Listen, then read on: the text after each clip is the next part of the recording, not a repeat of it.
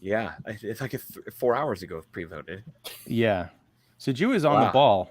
He's there's on the ball, and then there's that. He's Mr. Copy Paste. Yeah. He's taking notes at 3 a.m. He's doing all stuff. He's being efficient. Oh my gosh. Okay, hold on a second. Before we get started, everybody. Yeah. Yeah, Mike Crowley. Hey Mike. Hello. Welcome everybody to the Boba Fett Book Club, Chapter 6. Right. Hey! Before we do that, let's just make sure that we pop this up. Oh, because once again, if you haven't seen the latest episode of the Book of Boba Fett, what are you doing here? But for those of you who are here or joining us tonight, welcome. It's going to be a very packed episode. It is officially Ballerina Twins Day. I'm happy to report it is 2222. Sorry. I wanted to kick things off with a bad joke. Anyway, my brain went, I'm not gonna lie, my brain went elsewhere. Like, really? How'd you spend this great time? Yeah, that went over my head. Yeah. Well, is that a category? I will say, talking spoilers. That thing that I sent you guys, that little bingo sheet that I found. Yeah. I had no clue any of that was actually going to happen. You burned that episode to the ground. I sent it 10 minutes before the episode started, and I turned my phone over, and I was like, and I watched the episode, and every time I mentally check off like a box. I'm like, oh, this is Annie looking at the card like, another one. I can only imagine. I was telling Ian that I got a new roommate, so I can't be loud and react at 3 a.m. anymore. And I'm sitting like, oh my god! I'm like fucking, what's his name from Home Alone? Like, Kevin. I felt so bad when I saw the chat. That is an apology. It's okay. I mean, I know it wasn't. That's the thing is when I saw that. Because for those who are watching, it's like Dave Filoni's ideas for episode 6 or chapter 6 bingo card.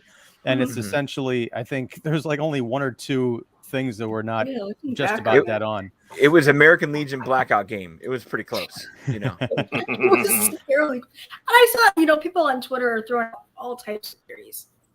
I was like, nah, this is going to, maybe half of it. That'd be kind of neat. Not the entire thing. Well, so we'll introduce who the heck we all are. If you're joining the party late, we have one more episode after tonight for the Boba Fett Book Club. I am, of course, Ian Simmons of Kicking the Seat. We have Annie Banks of Chuckload of Comics and Movie Web, Mike Crowley of 25 years later, and you'll probably agree, and David Fowley of Keeping It Real, and Don Shanahan of 25 years later, and Every Movie Has a Lesson, and one half of the Cinephile Hissy Fit podcast. Welcome. Whoa, thank you.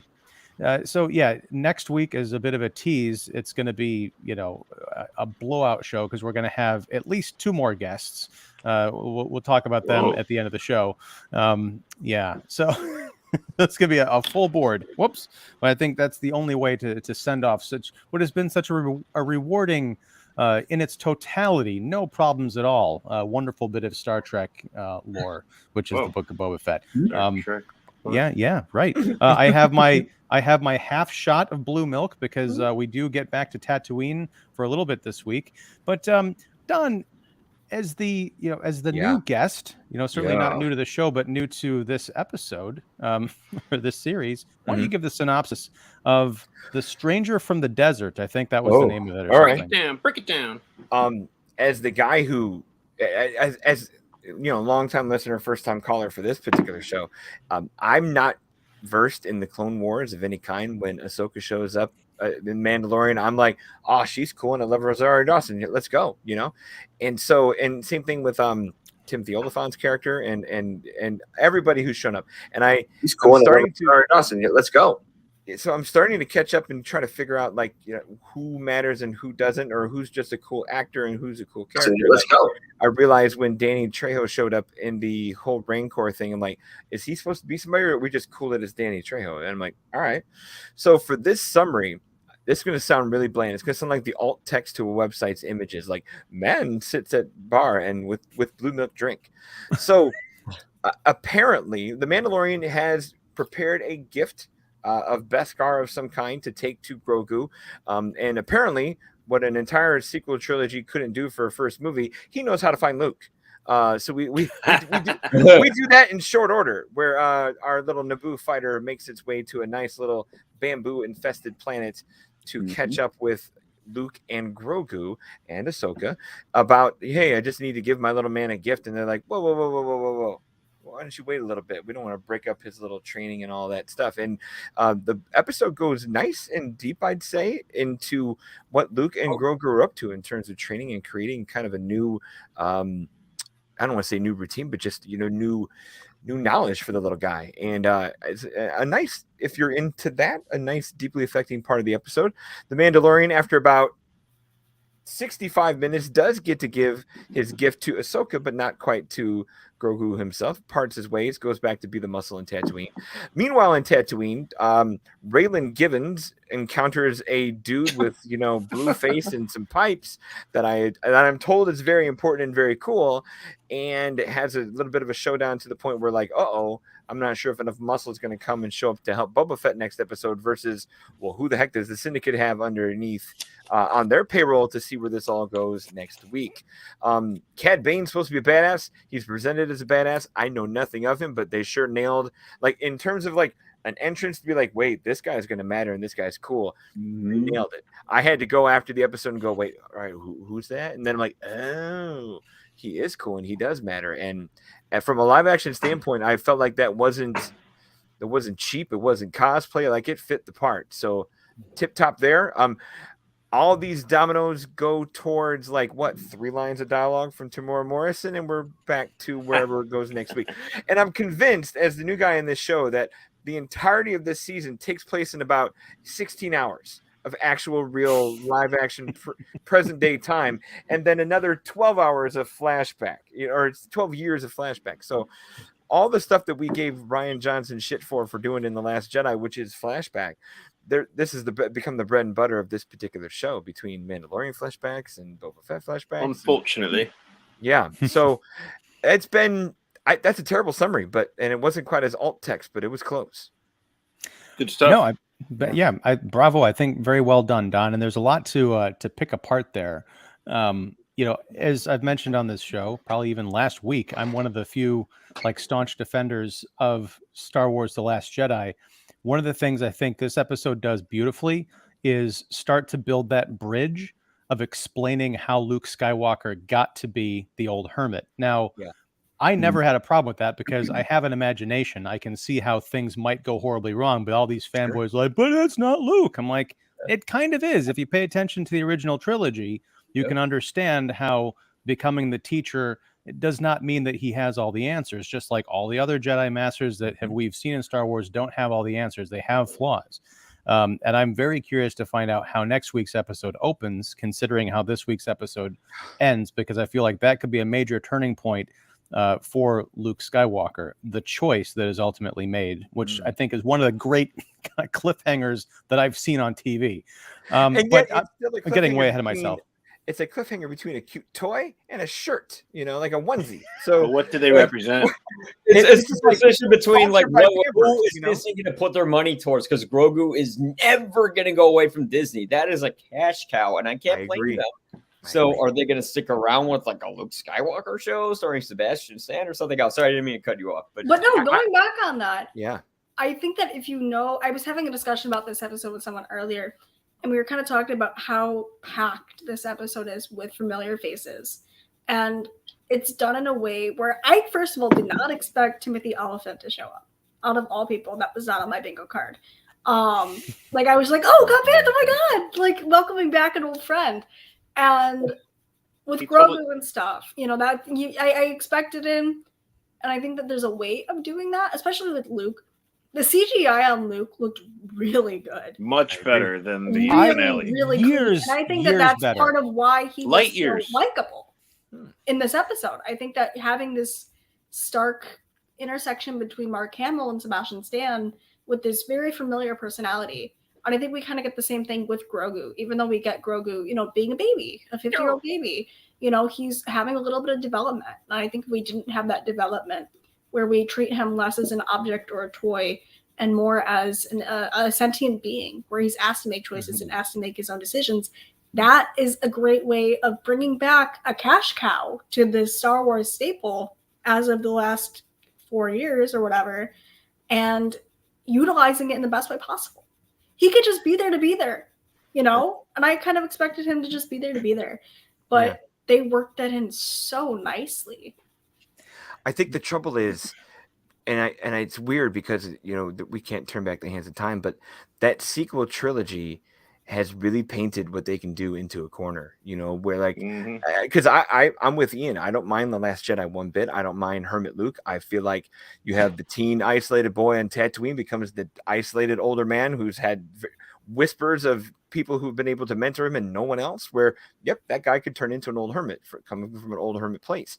But now that we have a sequel trilogy that doesn't have Ahsoka, and we have a sequel trilogy that doesn't have Grogu, where's this going to go? Now, I'm not saying this telegraphs what the choice is, where he's going to choose the onesie and not the lightsaber, but for the cash cow purposes, they're going to find a way that between now and Force Awakens and the history that's been flashed back in Last Jedi, that Grogu won't be there when Kylo Ren tears the place up. You know, some way, somehow, he, and then I don't know about Ahsoka, will get away with that. There's a tangent happening here where Loki and Owen Wilson will show up and make sure that happens, you know? So, but yeah, they painted themselves into a corner where we know where this is going to go. And I feel like there's part of that takes some of this excitement away. Like, but I also know that that's asking a lot to hope for in an expectation standpoint. Like, you want to almost, part of me sits back and watches this episode in the show and goes, man, all of this is 40 years too late. Imagine if like this was our first thing we got post Return of the Jedi, which is inconceivable because of TV wasn't what it is now. We weren't ever going to get to this character. Boba Fett was kind of a cool thing, but his cult stuff came later. But imagine if we did not know Force Awakens, Last Jedi, Rise of Skywalker, and we're like, whoa, like, this is great. We got Luke. Like, if all of this stuff happened before 2015, we'd be creaming in our shorts. Oh my gosh. I mean, that is the Clone Wars, though. Yeah. That is, you know, you have the opportunity to watch the Clone Wars, and that is Dave Filoni's baby. That's his child. You know, that is something that he has poured his entire being into, and that's his staple.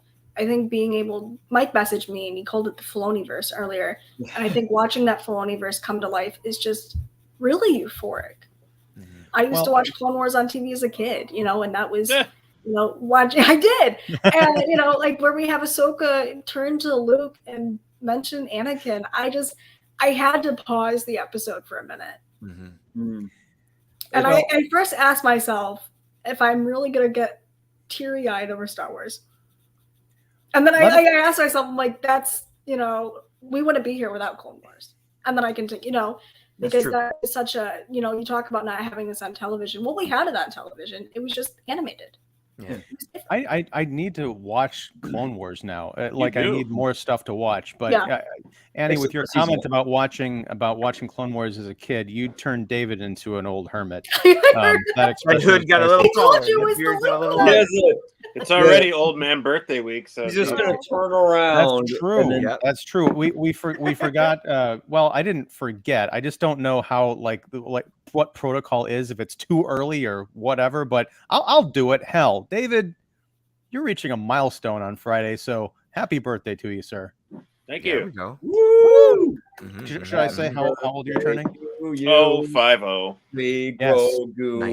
Dave's going to be a cop for his birthday. That's right. He's turning 50. Undercover cop. Shipping to Hawaii. Yeah. He's going to be pretending like he's selling drugs. Yeah. Right. You know, while I was watching this episode, chapter, I was thinking, you know, obviously I was thinking about my age, and I was thinking, you know, young kids are tuning in now that it's the Mandalorian show, because, you know, it's Mandalorian and Grogu, and kids are bored by Boba Fett. This might be some viewers' first exposure to Luke Skywalker. It's true. When you think about it. You think about that? That's crazy. Yeah. Wow. And it's cool to that point, though. It's cool that they're getting their first exposure to this version of Luke, because Luke is cool. And if you didn't know about his previous, New Hope up through Jedi, Sure. you don't really see the insecure, kind of dreamy farm kid. You just see this guy who's, he's got some wisdom to him.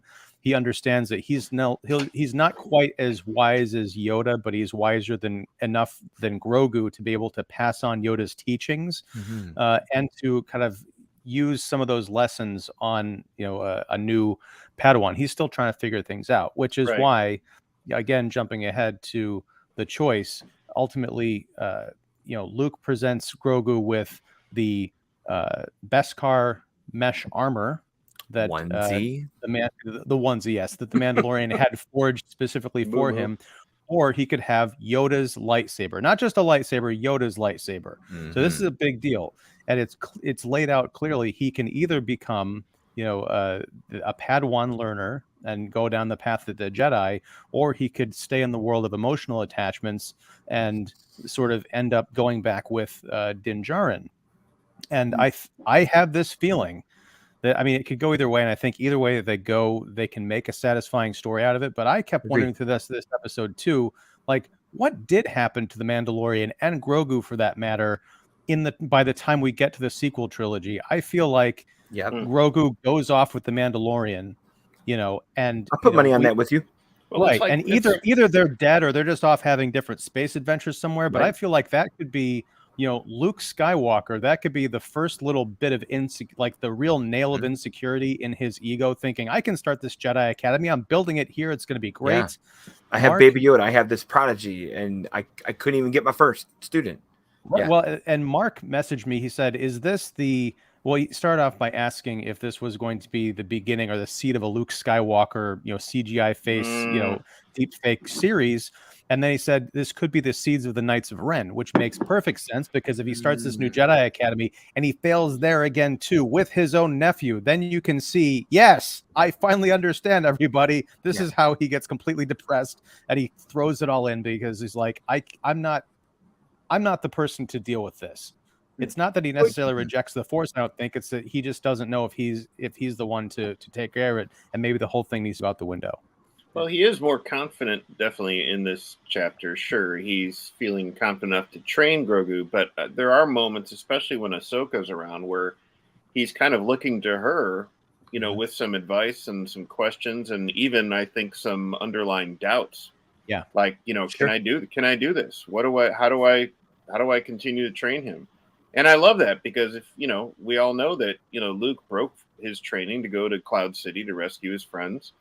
And, eventually he became a master, because in this chapter, Ahsoka is calling him Master Luke. So, I like the fact that, he still has some of the same insecurities. And it's very similar to his father, that Anakin had doubts and insecurities about training Ahsoka from the Clone Wars. And, initially. And I think, I don't know how much more of Luke we're going to get. I don't think any of us knew we'd be getting this much more. But I figured cameo and a half. But whoever thought that we would get this period of Luke and the potential of seeing character growth too. Well, to your point, David, when, and again, I'm with Don here in terms of my knowledge. I consider myself a Star Wars fan, but with a little F, because I didn't dive into the extended universe stuff. We'll get to Cad Bane, but I had to pause the episode, and I was like, is that Darth Bane? And no, it's Cad Bane. And I was doing some reading, and then I resumed the episode. Yeah. But I didn't watch the Clone Wars, so I didn't really know about the Ahsoka Anakin relationship. But when she's like, you remind me of your father, whatever the line was, it's something that we haven't seen a lot of in Star Wars, if at all, because usually when they're saying, you remind me of your father, it's usually in a negative context. I have to get prepared. I have to be prepared to fight you because I can see things going south. She's like, you remind me of your dad, but, you're going to be okay because I believe in you. And then she leaves and she's like, you got this. I don't have to stick around and keep an eye on you that you're going to, create the new empire or something like that. And since this is probably the last time we're going to see Ahsoka until her series, it would have been nice. She obviously had to go somewhere. So it would have been nice if it was like, I got to go back to Yavin 4 and take care of a few things.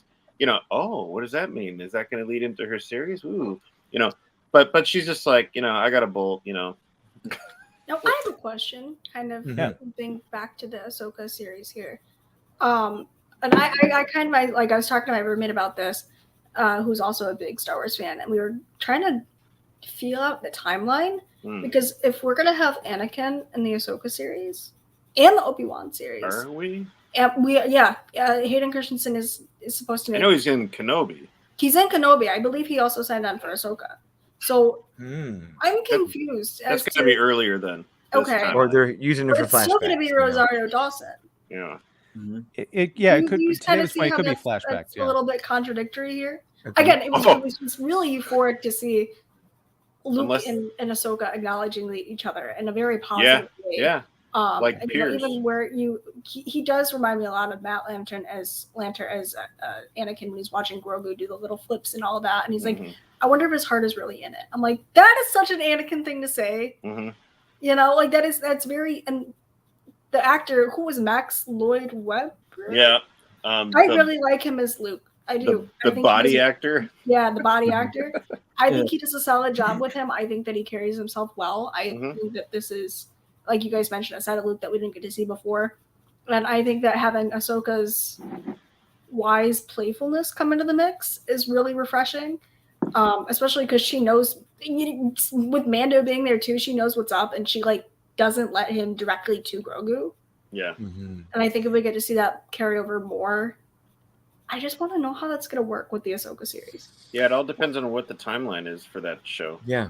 I think it's going to be a lot of Obi-Wan reflecting on the past and, seeing things in live action between Anakin, Obi-Wan, and Ahsoka we never got to see with the animated series, and how it ties to Obi-Wan maybe sort of letting go of some of his regret and blah, blah, blah, and not winding up in the same sort of path that, Luke did when things went south for him. It could be something like that.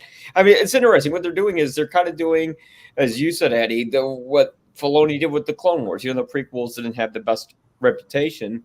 So the Clone Wars kind of put in a lot of really great writing around something that maybe wasn't so well conceived. So I feel like they're doing that again with the sequels, and maybe Disney in the back of their head is going, well, in case these don't work out, the television stuff can rebuild it like the Clone Wars. Blah, blah, blah. And so I feel like they're doing that, but I'm fine with that because there is a lot of weight you can add. I mean, especially when you're seeing Luke's place getting built up, the temple that Kylo Ren destroys, you're like, oh, okay, that's some interesting symbolism there. Like we can kind of understand that, as you said, Ian, that kernel of sort of regret that's going to haunt him for the rest of his life. There is a Knights of Ren series rumored. Yeah. So that could be that first seed, that first kernel that's being planted through this, where you're asked to weed through the Book of Boba Fett to pick up these little bits and pieces where you go, oh, hey, I had someone text me, I bet we're going to see a young Kylo Ren. I'm like, well, let's slow down a little bit here. That might be the next step. I don't want to. I've seen enough of Kylo Ren. I don't need to see him again. Or Ben Solo. We already spent time with him, and we already know how its story ends. Yeah, I mean, other than the man, like Ian said about where did the Mandalorian and where Grogu go between whenever this ends and Force Awakens, how much more do fans and folks need between where we are now and Force Awakens? Well, we need a whole bunch of series like this. It was 30 years after Jedi is Force Awakens? It's a lot. And we're at year 8, right? Something like that. 5, I think. I think it's 5 years. Yeah. And there's a lot to build on there. So I'm kind of all for it. I think, eventually we'll probably get to the point where we're exhausted. It's like, yes, we're going to fill in every single year and every half year and every season, between of the next, 2 decades of Star Wars lore. By then, I think we might be tired of it unless it's really excellent. But for right now, we're still at the, wow, they could go anywhere with this. But I want to help me out here, gang. The school that Luke is building, that kind of like a gray stone beehive that the ant droids are putting together. I thought those were pretty cool. Was that the same style that he had when he was on his hermit planet? Because I've seen that architecture before with those kind of round slit windows. Style.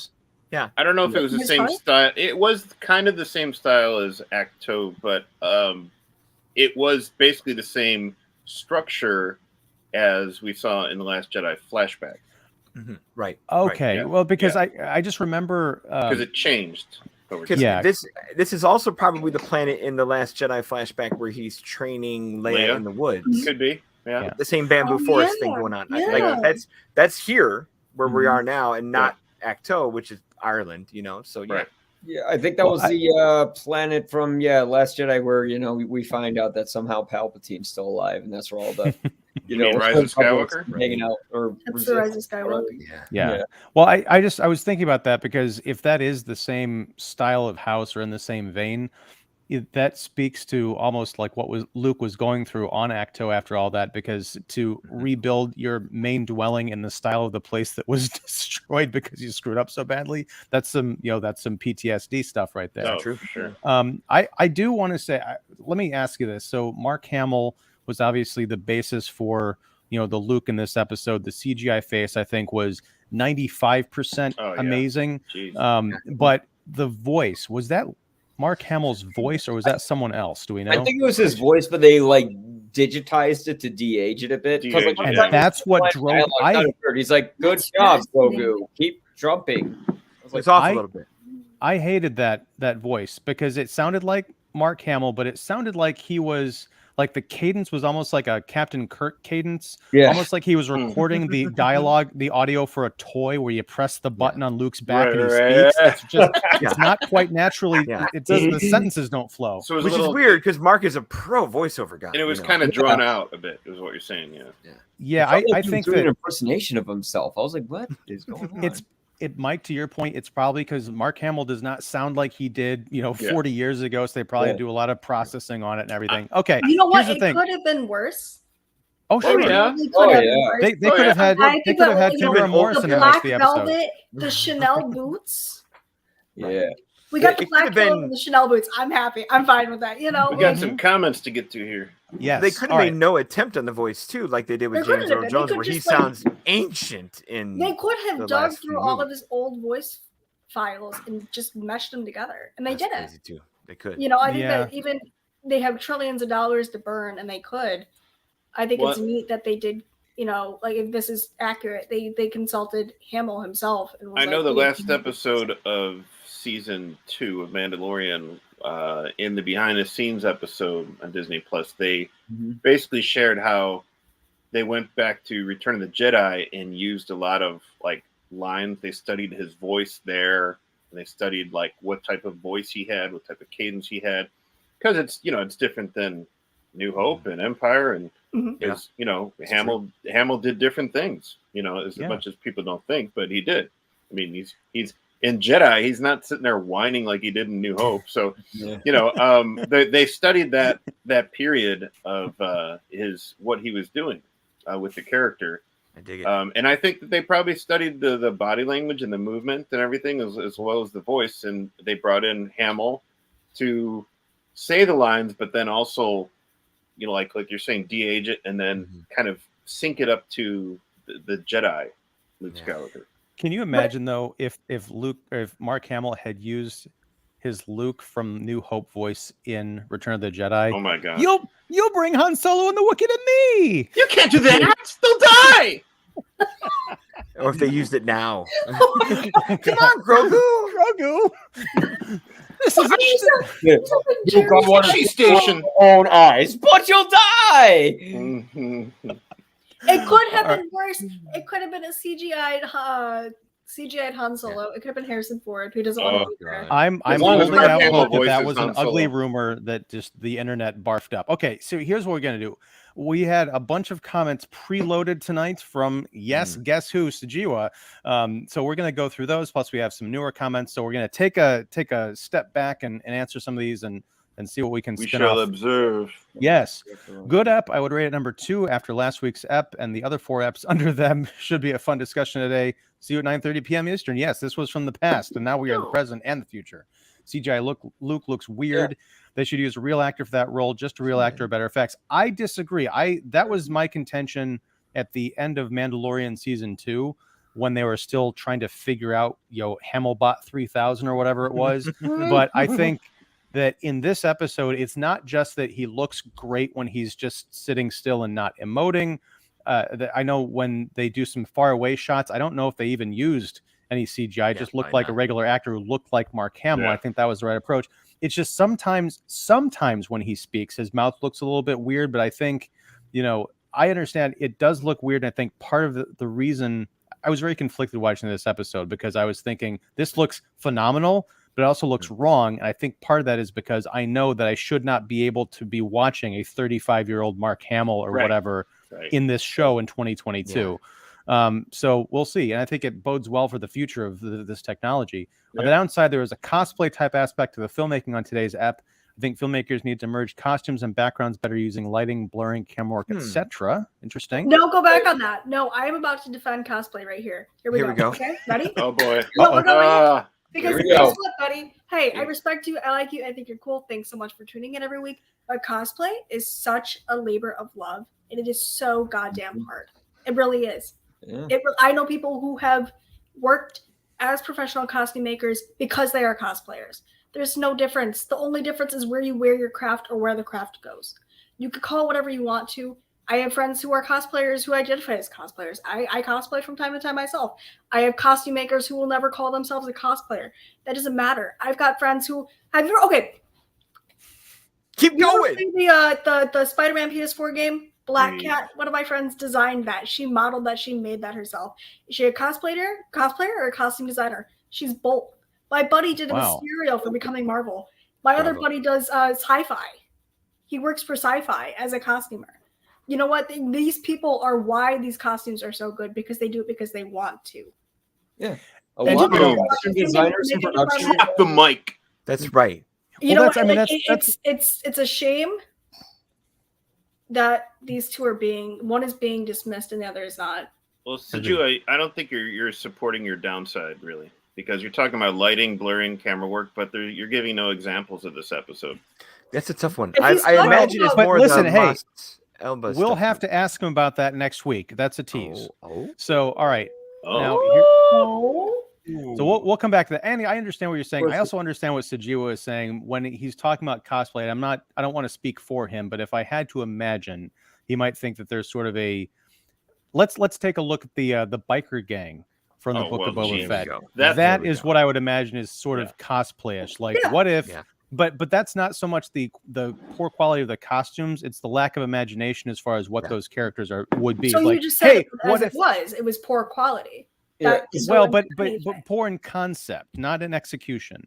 Agreed. I feel like when people throw around the term cosplay, they think someone threw some plastic bags and cardboard on them and went to a comic book convention. Look, I'm a bounty hunter.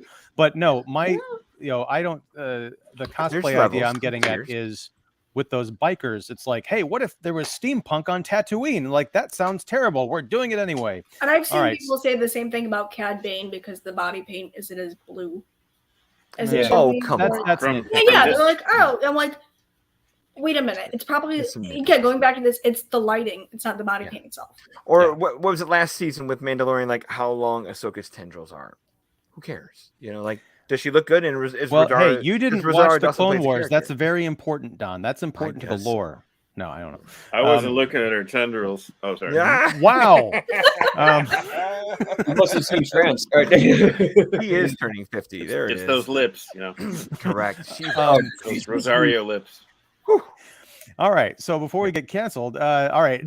Number 4 from Sujewa. Otherwise, looks like too much of a fan video. Knocking fan videos. No. Some people in the Star Wars costumes walking around. The early episodes of this show had the same problem. Episode 5 did not have that problem. Yeah, the denizens on Tatooine that go to the bar and go to the mayor's office, those are very plain things that, like Ian's saying, don't have a lot of personality and concept to them. But I get the small complaint. Where the costumes need to count, I think count. Yeah. Yeah. And I would say that episode 5, thinking back, a lot of that are costumes that have already been established because they were just on Mandalorian characters. We had the armor, we had the mechanic, and all that other stuff. So yeah. 5 could be due to camera editing use in episode 6. This had a more clean, warm look like a Malik movie, whereas episode 5 blended visual elements together well. And I don't think that this was lensed, this one or the last one. Maybe the last one was, but I can't believe that the cinematographer in most of Boba Fett was Dean Cundey. Guys, you know who Dean Cundey is. I mean, he's a cinematographer for The Thing, Back to the Future. Yeah.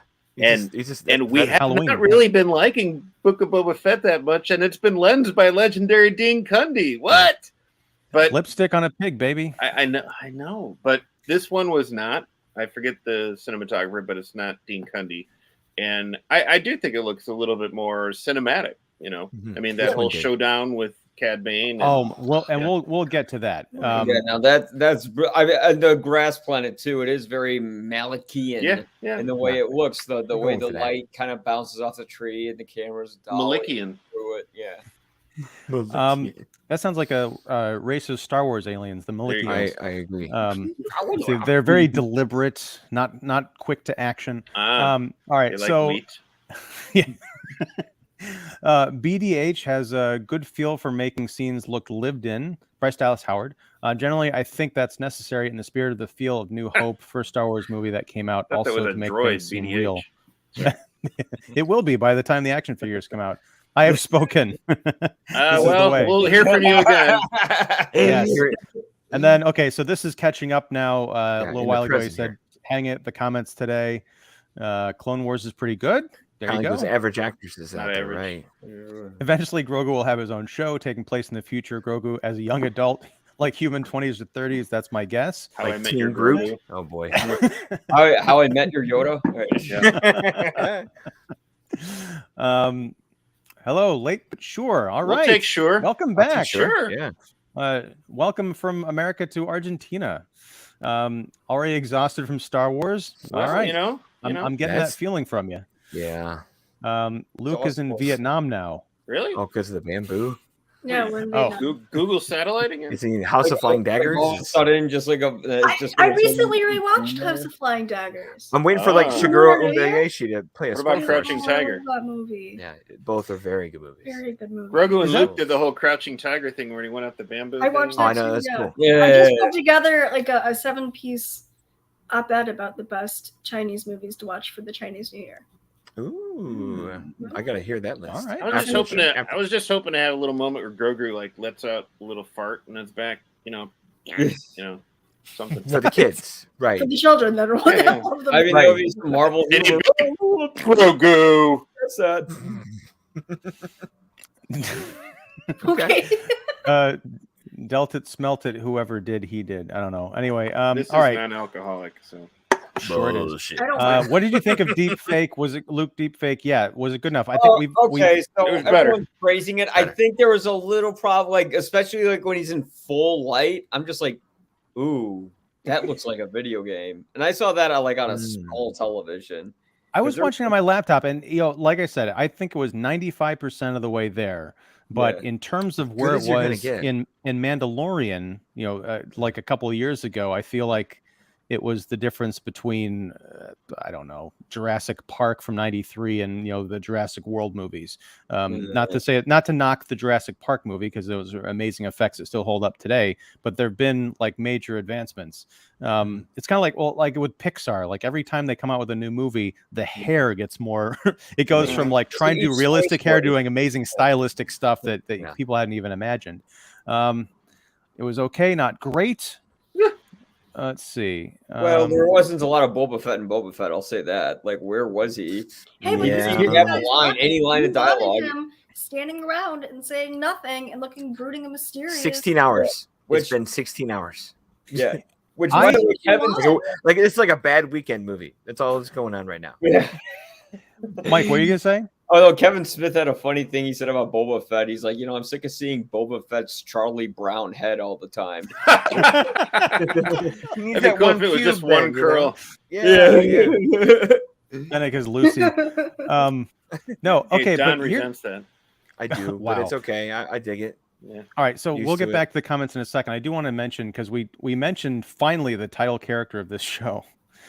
I love two things. One, when we finally go back to Tatooine to catch up with Boba Fett, it's as if the show says, "All right, this has been an episode and 3/4 of The Mandalorian. Let's go check on Boba Fett." And then they do, and they're like, "Nah, we were right the first time." And they go back to Grogu. But even just narratively, I feel like the Mandalorian stuff has been pretty tight. Yeah. But when they go back to Tatooine, the suckiness of the Boba Fett narrative seeps back in. Like, he just flies his N1 starfighter right into inside the open hangar. Now, Fennec and Boba Fett, even though they've got the little gang of like the boss Wookiee and the biker kids, they know that the Pike Syndicate is on the planet in great numbers, and they're coming after them. There's also rival gangs. They just leave the garage door open. Yeah, sure. With one Gamorrean guard who walks up to this guy and he's like, Mandalorian's like, yeah, your boss is expecting me. I was like, oh, okay. Oh, come on. Who are you? Yeah. Coffee. But again, and then they go back and they see Mando, and Mando shows up, and it's cool. But everyone's like standing around sulking. Even the topographic holographic map. I was like, why do you have a topographic map when you've got a full hologram? You can just show the landscape. It's just all these problems. And then all of a sudden, when we go back off planet, off Tatooine, away from Boba Fett, I'm like, oh, things make sense again. Yeah. I think it's just because we've just seen so many character flaws and inconsistencies with him. We can't help but just point them out mentally when we see him, because he's done so many questionable, dumb things, whether it not be dropping a seismic charge into the Sarlacc pit before going into it, God, I can't think of another one on top of my head, but they'll come. I'm getting the vibe from the show, all the episodes I've been watching with you guys going here, that this is taking a character that had lore and prestige and just making him suck over and over again. Where I almost it made me wonder, and I saw an internet comment or somewhere, like maybe this is Filoni and Favreau, like two guys were like tired of hearing about Boba Fett. They're like, let's bury him in his own show and have the Mandalorian come out of this looking like golden, and then Boba Fett finally goes away because everyone's like, oh, that's all he was? Okay, that's enough. I'm good. Yeah. Go back. I saw a tweet very similar to that it was like, it's amazing how people will act when Boba Fett isn't like the tattoo they got on their Yeah. Here's my theory. How you I'm sorry, Annie, I lost you there for a second. What'd you say? I mean, I get trying to like retcon a character, but at the same time, I feel like I'm watching two different series. Yeah. Well, but here's the thing. We talked about this a few episodes ago, the whole thing where there was the Tamara Morrison and Ming-Na Wen interview where it came out that Tamara Morrison complained on the pilot after reading the script that there was too much dialogue for Boba Fett. And he kind of complained to Favreau, and Favreau was like, you're saying it. I almost feel like this is Favreau's way of saying, oh, you got too much dialogue, huh? What if you don't show up for 2 episodes? Either that or the creative team were so sick of the bad scripts that when Favreau got on that plane to go work on Obi-Wan or whatever he was doing, they kind of just took over the whole show. Like, we're just going to turn this into The Mandalorian and no one's going to notice. I feel by the time Favreau gets back, it'll be too late. Stuff to Rodriguez, and Rodriguez doesn't really know how to tell a story. He just knows how to make action sequences. That's my wonder too. And it's true. Like even like Sin City, it's just like cool sequences, and like technical stuff. But like the closest game to telling a good story was the first half of I can't remember, but Before Dawn, or the one where all in the bar. Yeah. Like everything up until I'm sorry, not zombies, but vampires right, is interesting. So I just feel like they give Robert Rodriguez this. They said, don't go too hard with it, in terms of violence. He's like, oh, I guess we'll do this and this scene, whatever, That's a great impression. I'm a Desperado man when it comes to Rodriguez, where I think that's his beginning to end best thing he's done. So I'm tied between Desperado and Mariachi. I think they're both different, although they tell kind of the same story. Once Upon a Time in Mexico, I thought was trash, but I only watched it the once. Okay. Sorry, Annie, what did you say? No, I was going to say, backtracking on Mike's comment about explosions. Did Max Rebo survive? No, he wasn't there. Oh, thank God. Yeah. Okay. He caught him sick that day. He is the luckiest little blue elephant alive. He wasn't on the sail barge, and he wasn't in the cantina. Okay. Wow. Who tipped him off that he wasn't going to be there that day? There was that giant terrorist attack. That's anyway, right, I'm not going to get into Star Wars conspiracy. I hope the show ends with Max Rebo on Boba's throne. Oh, man. God. The little keyboard. Hey, if this is an elaborate way of killing Boba Fett off and passing the torch to the better character of the Mandalorian, I'm okay with it. Book of Max Rebo. Well, the songbook of Max Rebo. There you go. All right, so let's get back to the comments because Yeah. we have a lot to pick up on. Sujewa, I agree with you. That's one of us. There were many people saying that it would have been better if Sebastian Stan played Luke instead of using yeah. Deep. I was one of those people me too. in the Mando, but I feel like in this, I feel like they made enough of a case here to say, to give me a little bit of faith that if he does show up as CGI Luke in a future episode or whatever, I'll be okay with it because I feel like it's only going to get better. Like theater versus film, cosplay versus a TV show are two different things. For a TV show, better to make it look more lived in part of the scenes. Okay, so this is an aesthetic argument. I mean, I can understand that, and we may continue this conversation soon. That's another tease. I'm being very subtle here, gang. Let's see. I'm trying to see. I had other things about the shootout. Yes, that's what I want. Yes, thank you. God, what a cool scene. Seeing awesome. Star Wars return to like a true Western is such an exciting feeling. Full disclosure, when I was watching this and I was running on like no sleep and many coffee and tea, I looked at the screen where they had Cad Bane outlined, and I looked at the hat, and the first thing that came to my mind was that I was watching Rango. I'm like, oh my God. You would say Rango. The rest of us are thinking Leon over here, It's Rango. Yeah. I was thinking of Lee Van Cleef, but that's all right. Me too. Man, what a cool... this is something that would make Clint Eastwood really giddy. And it's the same voice actor from the Clone Wars. Yeah. I did not know that. That's so cool. The only thing I think would have made, and I have no attachment to the Clone Wars, but the face, was that a CGI face or was it like really good makeup? I couldn't tell because the eyes are really amazing. I bet combo, kind of like what they did with Paul Bettany on WandaVision, where he's there, but you could tell extras are there to enhance. Yeah. Because it reminded me, I don't know if you guys are familiar with the character actor Richard Brake. He's in a lot of like Rob Zombie's movies. He's got a really distinct kind of craggy face and this great like voice. He just sounds like death personified. That I can imagine that voice coming out of Cad Bane. But here's the thing: when Timothy Olyphant shows up, I'm like, okay, we're just going to spend the rest of this episode with the Mandalorian. They obviously don't care about Boba Fett or his ring of friends, and thank goodness. But I was also thinking, why didn't they just give the Marshal his own TV series? Why does Boba Fett deserve his own show? I'll take that. I'll watch Timothy Olyphant just hanging out in a Western town talking to the locals. He doesn't even need to do anything. He so reminded me of like Pierce Brosnan's younger brother or something in this chapter. I was like, wait, that is Timothy. He's graying nicely. Yeah. I like how like underneath his armor, he's just a twig. He's just a little slight man. He looked twiggy even while wearing the armor. I'm like, that doesn't work. And he's got his like cute little scarf. Yeah.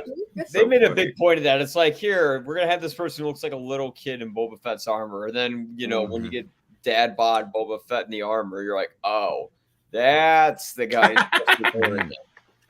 I don't know if this line was ripped off or inspired by something else, but he has such a badass line in this when he comes across the Pikes who are, dealing spice in his town or attempting to, and he shoots like 3 of them and leaves one of them to drive away before kicking the spice over and just letting it fly off into the desert.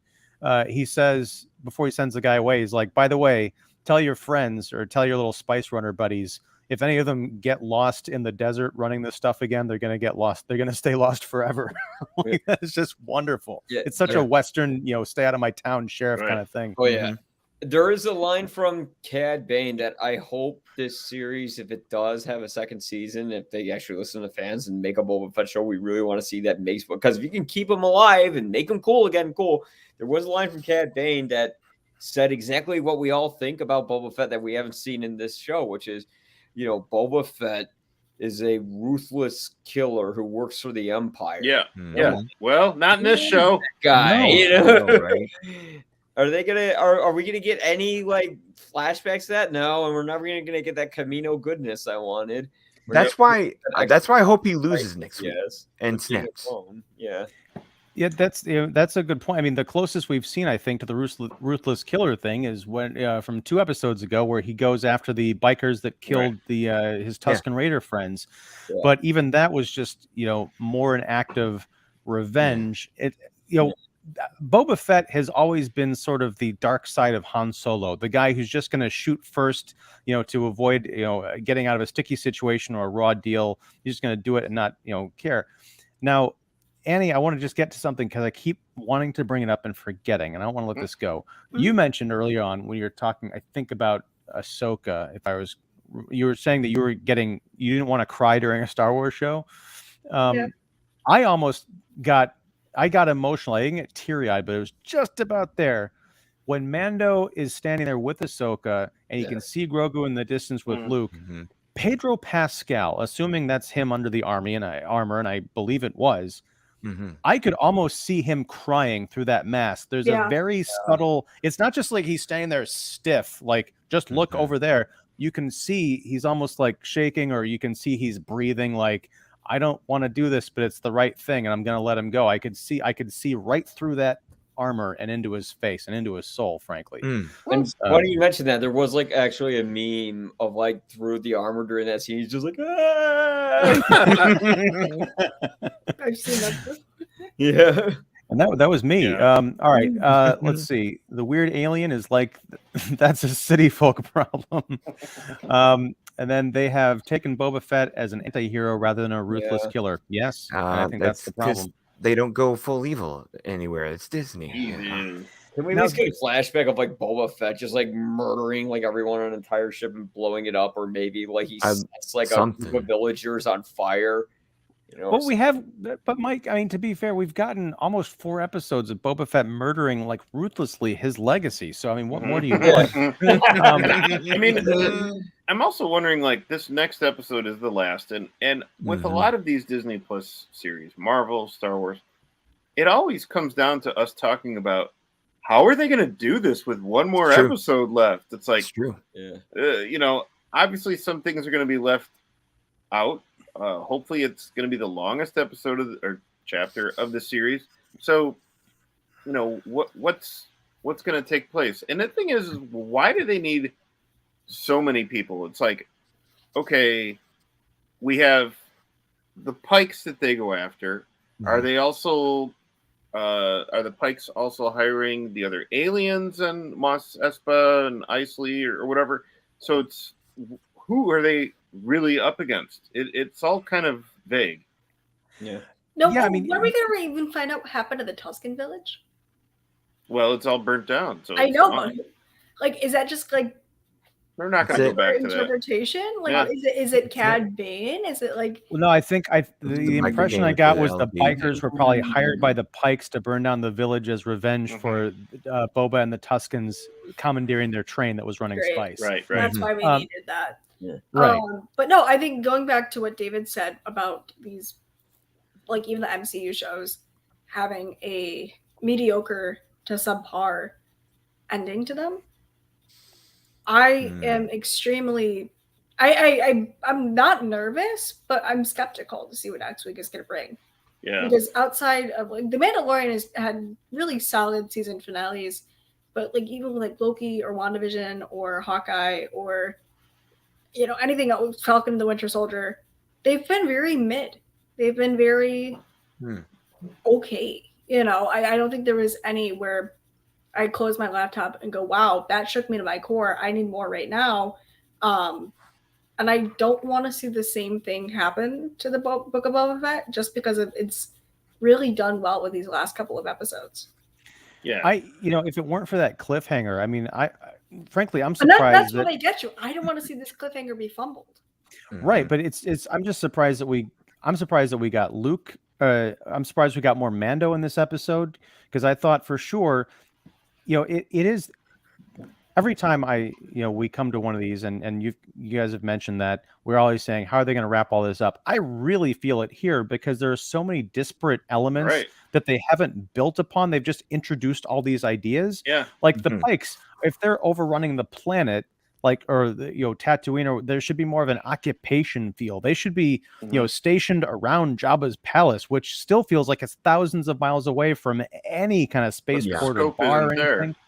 Right. Yeah. So I don't feel the threat. I don't feel the coming together, like the amassing the army. Like any one of the ideas that they've introduced in this show could have been the plot for an entire 7-episode arc of building to something.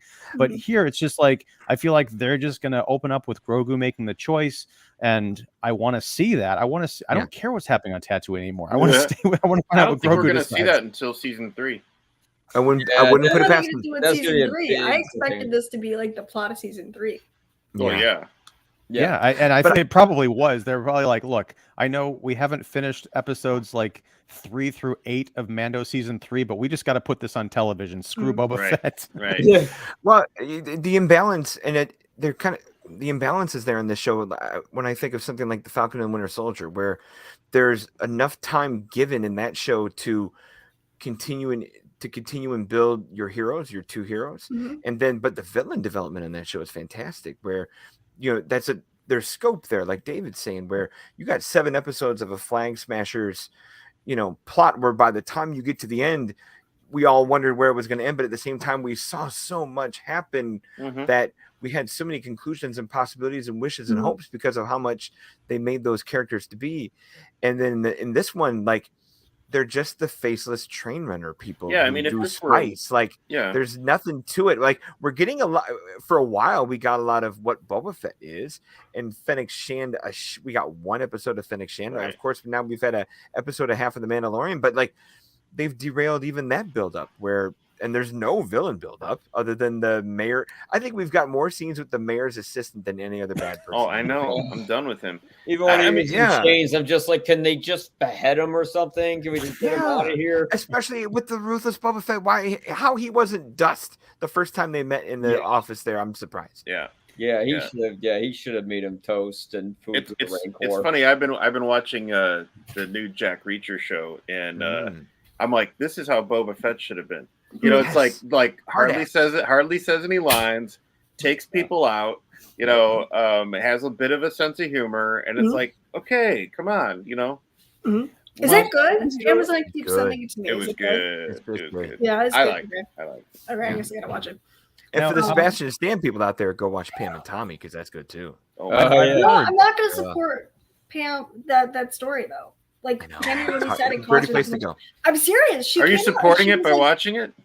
No, she said that it was really. She didn't even serve as a consulting producer or anything on it. She just was like, "Please don't do this. It's upsetting me." Yeah. Yeah. Well, that's a whole other topic. I like Sebastian Stan. I love Sebastian. He blew me off in 2017 for an interview, but that's fine. Wow. So a little bit of vengeance against Sebastian Stan. However, it's not a Sebastian Stain on your fandom. Okay, so I'm going to contradict myself, or maybe it's not, but with the Timothy Oliphant thing, I loved seeing him back, but I kind of hated the fact that he's not dead. Yeah, right? But dead. I feel like, and maybe the show doesn't deserve. Maybe he doesn't deserve to die in the Book of Boba Fett, but I just think that would have been an amazing setup for Cad Bane to have just killed the Marshal, because you bring him back like, oh my God, it's the Marshal. My God, he's dead. And that means that I don't even care about Boba Fett being in trouble. Now I feel like Mando and Grogu are in great danger because they're on his radar now. Are they on Cad Bane's radar? Does he know? They could be. I mean, again, they could have. I'm just saying they could have set it up to to make it known. See, because Cad is going to be the next big bad. Yeah. Why wait so late into the series if that's going to be your primary threat? We could have teased him. I don't know. This feels like an episode 4, episode 5. Yeah. Well. Okay. I should be afraid of him. He is insanely cool. I'm terrified. Let's see this right now. He's the most like episode 2, and he just haunts for 6 episodes. That would be great. Cool too. That would be super cool too. Annie, this feels like at the end of the Book of Boba Fett, this is like a 10-minute post-episode stinger of what's coming in Mando or Boba Fett 2 or something like that. Because if they had ended with the Marshal coming back and dying in a post-credit sequence. Like, what the hell? All right, so let's see. We're coming up on time here, gang. So let's see. All right, series ends with James Gandolfini's Tony Soprano taking over Boba Fett. Not Max Rebo? Come on. Yeah, and at the rate we're CGIing dead people, we could put James Gandolfini in here. Go for it. As Max Rebo. Have like a droid give him Gabagool. Jamie Foxx's Django. What did you think of Luke as Jedi Master? Grogu stays with Luke or goes with Mando? Is the dome of the droid and the Naboo fighters a wink? Yeah, I mean, I think we kind of talked about this earlier as far as Luke as a Jedi Master. I think he's still in that kind of learning phase, and it's kind of cool to see him there as, he's not a monolith of wisdom. He's still uncertain, but he's uncertain, but he also has knowledge to impart. I think that really humanizes him.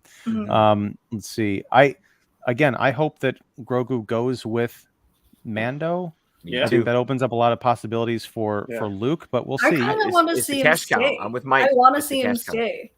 I hope he goes with Mando, but he steals Yoda's lightsaber.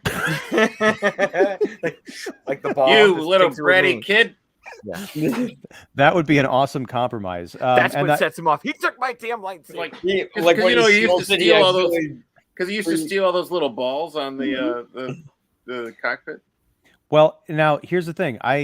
As far as the dome, maybe that is a bit of foreshadowing that he goes with Mando, or maybe it's just kind of Mando's wishful thinking that that's the droid dome, but Grogu could fit in there. So maybe that was his intention. We'll see if Grogu goes with him or not. Okay, so Annie, you have a good joke like the last live? Okay. Thank you. All right. Thank you. Sorry. Some of the problem with this is we're catching up with the comments really late, so I got to get better at this. Good show. Again, is that for us? Is that a teaser? It's got to be for us. Is that part of your stinger that you have ready for us? You telling us to wrap it up? It's like you overstayed your welcome, just like Boba Fett. All right. All right. Any final words, gang? Because I think I feel like we've pretty much covered Chapter 6. What have I missed? I'm with you. I bet we don't get this choice until Mando 3. I bet they hold it for a year over our heads. And we haven't had any stingers in any of the chapters here, so maybe in the next chapter. I do like that it was Yoda's lightsaber specifically. I think that was just a really, especially after all of the direct references to the training in Empire Strikes Back. Yeah, the parallels. He's got it in the little backpack, and he's running around, and I think that really honors.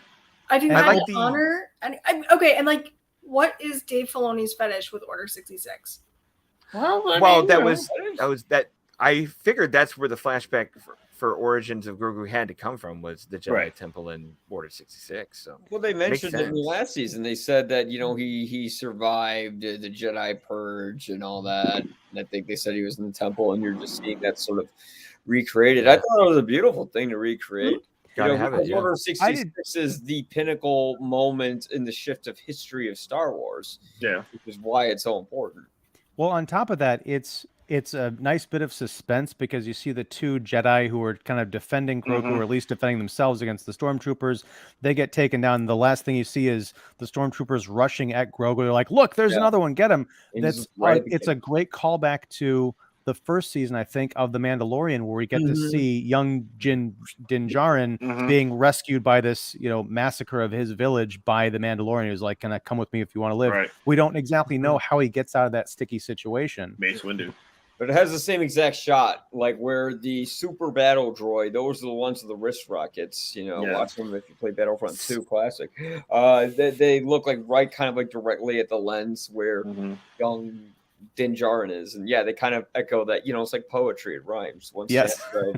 I mean, to where David's going, Samuel L. Jackson has aged appropriately enough to just show up. I'm just saying. I'm hearing a lot of rumors about that. Maybe they'll say I don't want it. We've seen. I don't want it either. We've seen. That's a little much too. We've seen everyone. That's a lot. If it was earlier in the season and you said Mace Windu showing up, hell yeah, come on back with your purple lightsaber, buddy. Let's go. Now, I'll take him in the Kenobi. Does Mace Windu train Grogu by any chance? Here's the thing, though. I was saying the same thing about CGI Luke Skywalker 2 years ago, whatever, at the end of Mando. I'm like, I never want to see this guy again. What does he have to offer? And this episode, I think, again, like last week's episode, is one of my favorites of any of these series. So we're gonna close off with a comment. Yes, thank you very much. The best, I believe that is a reference He's still to talking us. about Annie. No, well, it doesn't matter. I make this house a home. Well, okay, so next week we're going to be back with a huge blowout show. Now, Don, if you are free, I would like you to I would like to welcome you back to be on the show. I'll check the schedule and get back to you. You betcha. Okay, well, the invitation will be open and it will be sent to your inbox. Dave Filoni will be here. No, we will have Sujewa Ekanayake and Mark the Movie Man Krawczyk. They're both coming out of the comments and into your hearts. They're going to be joining us live on camera next week. Mark couldn't be here for the comments. That's one of the reasons I brought up a whole lot of this stuff about the Luke, because we were having a kind of a Facebook Messenger exchange, and he's like, I can't make the show tonight. I'm saying he's going to catch up with the recording. So, Mark, this is all for you. So thank you, everybody out there, for tuning in. This has been the Boba Fett Book Club, Chapter 6. I am, as always, Ian Simmons of Kicking the Seat. We have Annie Banks of Truckload of Comics and Movie Web, Don Shanahan of 25 Years Later, and the Cinephile History of It podcast, and Every Movie Has a Lesson, David Fowley of Keeping It Real, Mike Crowley of 25 Years Later, and YPA Reviews. Join us back here next week live at 8:30 p.m. Central for the Book of Boba Fett Book Club series. I'm going to call it, hopefully, series finale. Screw the show. But I'm going to be drinking like a giant stein of blue milk, because we're never going to get off Tatooine, are we? But if you like this content, please like and subscribe to the channel. Check out the description below for all of my lovely and talented guests, venues and platforms and stuff. Support all of them, because they're amazing people sticking with me this long through all these different series. I love you guys all. And thanks. And also, if you're catching this later and you have any questions or anything you want to cover with us next week for the big blowout finale, leave a comment and we'll address it. So thank you. And we're going to close out with Sujewa saying, woohoo! Yes, that's a preemptive woohoo for next week. No, this is pod racing. Yes. It's working! Oh, that's so sweet. Thank you very much. The best Star Wars experts on the internet. Greetings to all. Yes, greetings to you. And we hope to see you back here to join the big party next week. Thank you. All the way from Argentina. I love it. Thank you, Petty. All right. Have a great night, everybody. And we're closing the book on this chapter of the Book of Boba Fett. Goodbye there. Good night.